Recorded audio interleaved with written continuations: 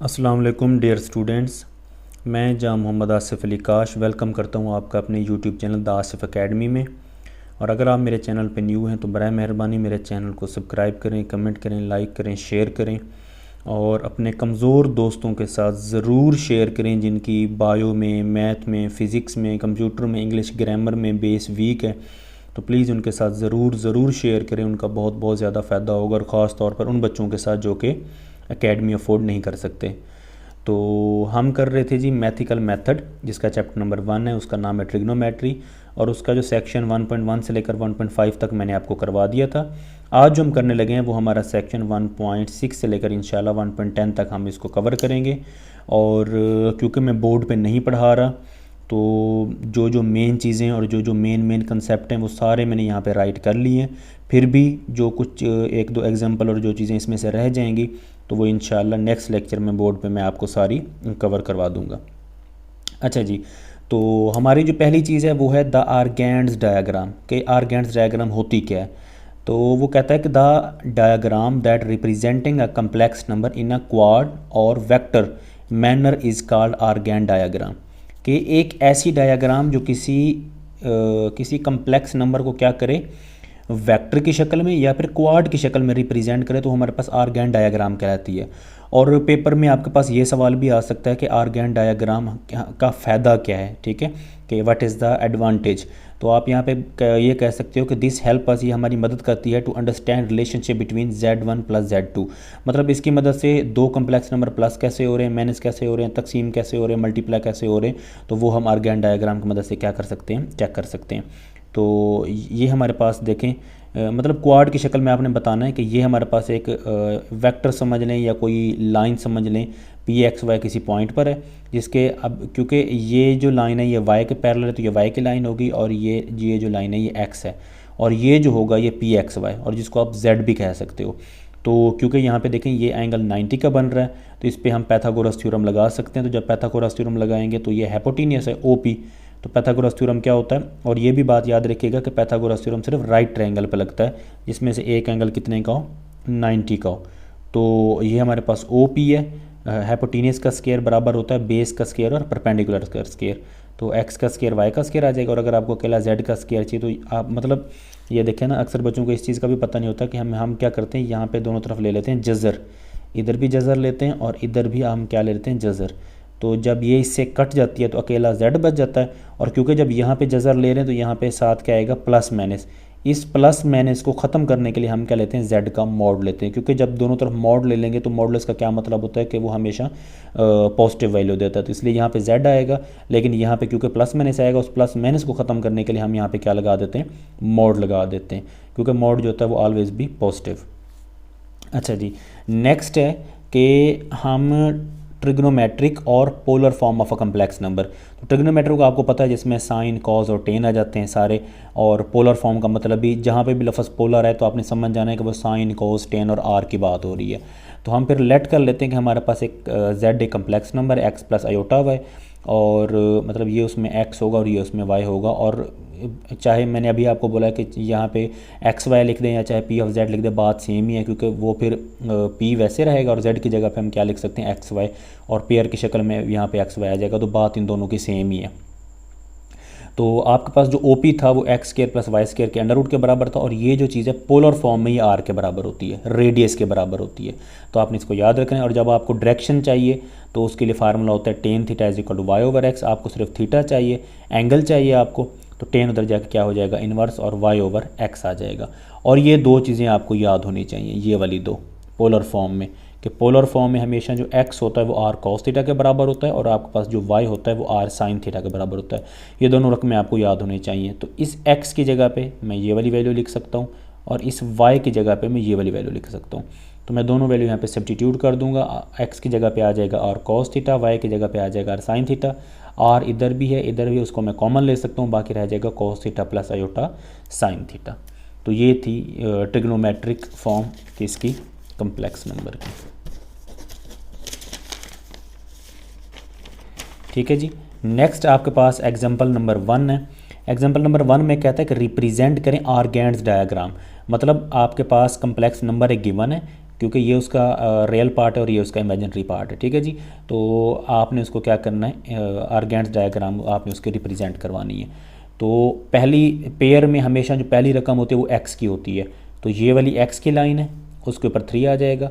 जो दूसरी वैल्यू होती है, अच्छा अक्सर बच्चे ना यहाँ पे गलती करके 4 लिख देते हैं, आपने यहाँ पे 4 नहीं लिखना, क्योंकि ये वाई की लाइन है, तो जो भी लाइन ऊपर वर्टिकल होगी वो वाई के पैरेलल होगी और वो वाई की वैल्यू होगी। तो यहाँ पे वाई की वैल्यू 4 है, तो वाई के पैरेलल क्या आ रहा है, ये वाली लाइन, तो ये वाली लाइन 4 की होगी।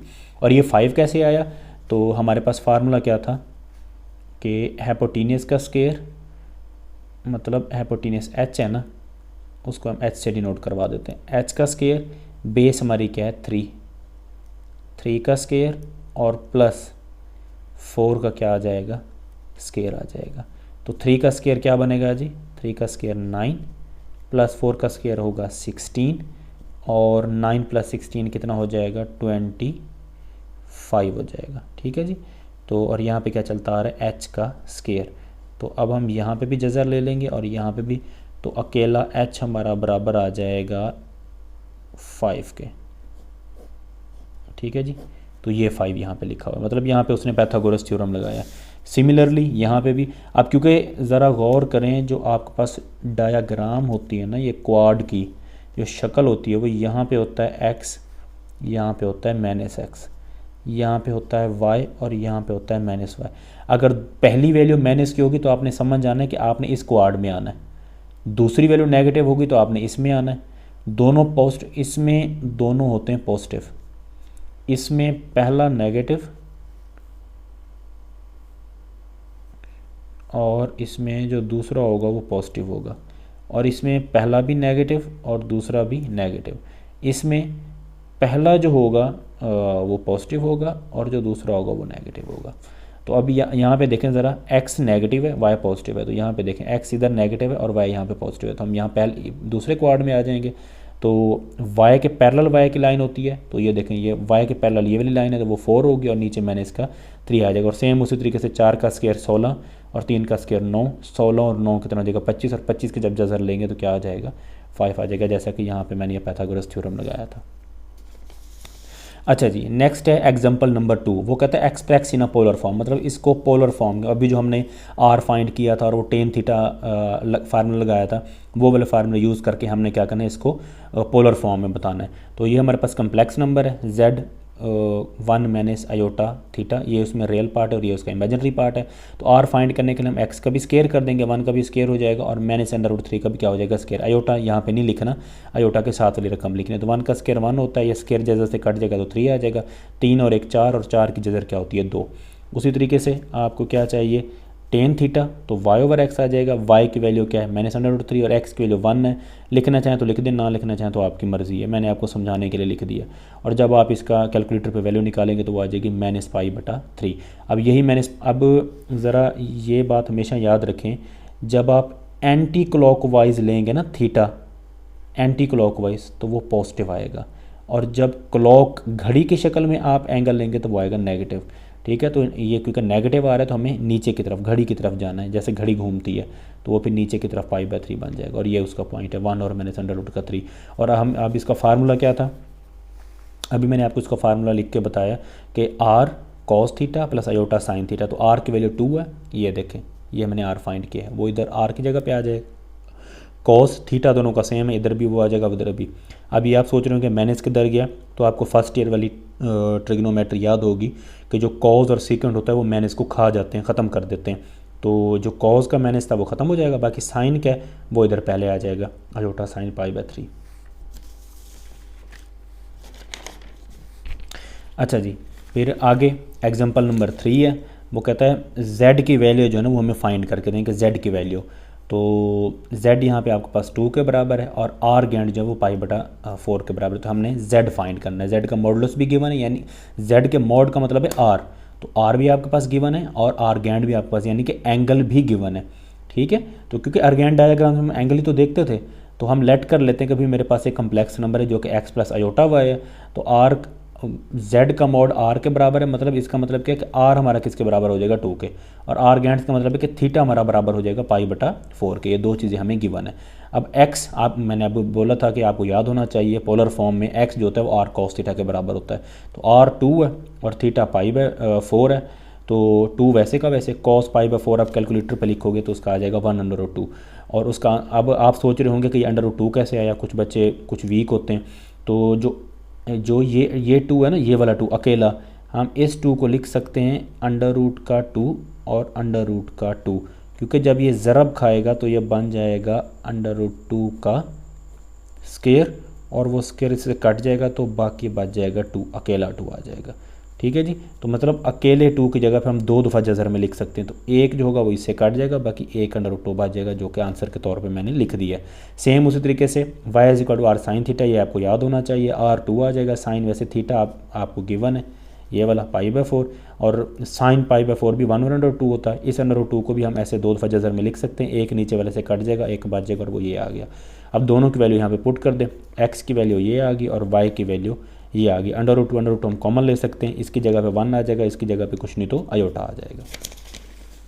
अच्छा, नेक्स्ट है जी locus of a complex number. तो वैसे तो locus of a complex number एक थोड़ा सा बड़ा टॉपिक है, तो ये इंशाल्लाह मज़ीद मैं आपको अच्छी तरीके से जो वो बोर्ड पे बताऊंगा कि ये होता कैसे, हम क्या करते हैं। लेकिन फ़िलहाल आप थोड़ा सा इसका कंसेप्ट अपने माइंड में रख लें कि लोकस जो है वो हम किसी लाइन का फाइंड करते होते हैं, तो किसी लाइन के किसी कर्व के अबाउट हम लोकस फाइंड करते हैं। तो वो अब सर्कल भी हो सकता है, वो कोई पैराबोला भी हो सकता है, वो ट्रायंगल भी हो सकती है, वो कुछ भी हो सकता है। तो अब मिसाल के तौर पे वो कहता है कि प्रूव करें कि √2 जो है z जो है z का मॉडुलस 2 के बराबर है, ये लोकस को मतलब सेटिस्फाइड करता है। तो हम फिर क्या लिखेंगे, हम लिखेंगे लोकस है z और z हमारे पास 2 के बराबर है, तो इस z की जगह पे आ जाएगा xy, और जो z का बार होता है वो अब हम अभी पीछे पढ़ के आए कि √x² और y² के बराबर होता है, और 2 वैसे का वैसे आ जाएगा। अब अगर मुझे जज़र ख़त्म करनी है तो दोनों तरफ स्केयर ले लूँगा, इधर स्केयर जज़र से कैंसिल हो जाएगा, 2 का स्केयर हो जाएगा 4। तो इससे हमें क्या साबित हुआ कि ये जो चीज़ है ये लोकस को सेटिस्फाइड करती है। और इसका लोकस क्या है, ये सर्कल का लोकस है। ठीक है, ये सर्कल का लोकस है जिसका हमारे पास सेंटर क्या है 0 0, ये लोकस ऑफ सर्कल है, ये लोकस ऑफ सर्कल है जिसके अंदर हमारे पास जो सेंटर है वो होगा 0 0, और जो रेडियस है r वो किसके बराबर है 2 के बराबर है, क्योंकि सेंटर से दायरे तक का फासला रेडियस होता है। अच्छा, नेक्स्ट है जी एग्जांपल नंबर 5। तो एग्जांपल नंबर 5 में कहता है right modulus of N argument. हमने मॉडुलस भी लिखना है, हमने आर्गूमेंट भी लिखना है। ठीक है जी, तो फ़र्ज़ कर लेते हैं कि ये z1, क्योंकि ये हमारे पास एक कम्प्लेक्स नंबर है, r1 हमारे पास z1 के बराबर होगा, जिसमें हम 3 का भी स्केयर ले लेंगे, 1 का भी स्केयर ले लेंगे, 4 और 4 की जज़र 2 होती है। और इसी तरीके से हमें थीटा चाहिए तो tan इनवर्स y/x आ जाएगा आर्गेंट्स निकालने के लिए। तो y की वैल्यू यहाँ पे -1 है, x की वैल्यू -1 तो नहीं है, माइनस क्योंकि √3 के साथ है, लेकिन ये भी असूल याद रखिएगा कि माइनस हमेशा ऊपर लगता होता है, हम माइनस नीचे कभी भी नहीं लिखते। और जब इसकी वैल्यू जब आप फाइंड करेंगे तो -π/6 आएगा, और यहाँ पे गलती हो गई, यहाँ पे tan इनवर्स भी आएगा। tan इनवर्स जब इस वैल्यू का फाइंड करेंगे तो π/6 आ जाएगा। ये z1 का फार्मूला होता है r cos theta plus iota sine theta. r की वैल्यू 2 है, cos वैसे आ जाएगा, थीटा की जगह पे ये वाली वैल्यू, और यहाँ पे भी थीटा की जगह पे ये वाली वैल्यू। और जब मैंने आपको बताया कि जब पहली वैल्यू नेगेटिव हो और दूसरी पॉजिटिव, तो आपने दूसरे क्वाड में आ जाना है, क्योंकि ये x यहाँ पे x हमारे पास नेगेटिव होता है, यहाँ पे होता है -x, और y यहाँ पे पॉजिटिव होता है। तो ये देखें, ये x की वैल्यू नेगेटिव और y की वैल्यू पॉजिटिव, यहाँ पे कुछ नहीं तो y की वैल्यू 1 होगी, जो कि हम ऐसे लिख सकते हैं कि यहाँ पे y की वैल्यू 1 है और x की वैल्यू -√3 है। तो उम्मीद है जी आपको समझ आई होगी। नेक्स्ट जो हम करेंगे वो इंशाल्लाह मैथमेटिकल मेथड की चैप्टर नंबर 1 जो है ट्रिग्नोमेट्री, उसकी एक्सरसाइज 1.1 को कंप्लीट करेंगे इंशाल्लाह। और आज के लेक्चर में एक दो चीज़ें रह गई हैं जो कि बोर्ड पे होने वाली हैं, तो वो मैं नेक्स्ट लेक्चर में इंशाल्लाह आपको अच्छे तरीके से कवर करवा दूंगा। तो तब तक के लिए अपना ख्याल रखें, मेहनत करें, अपने मुल्क का नाम रोशन करें, और पढ़ें, इल्म बाँटें, और अपने दुआओं में याद रखिएगा। जितना हो सके मेरे चैनल को शेयर करें, इससे क्या होता है कि हमें हौसला अफजाई होती है कि जो हम काम कर रहे हैं वो हमारा अच्छा काम है, जो हम इल्म बांट रहे हैं वो अच्छी बात है। तो तब तक के लिए अल्लाह हाफ़िज़, अल्लाह पाक आपको कामयाब करे।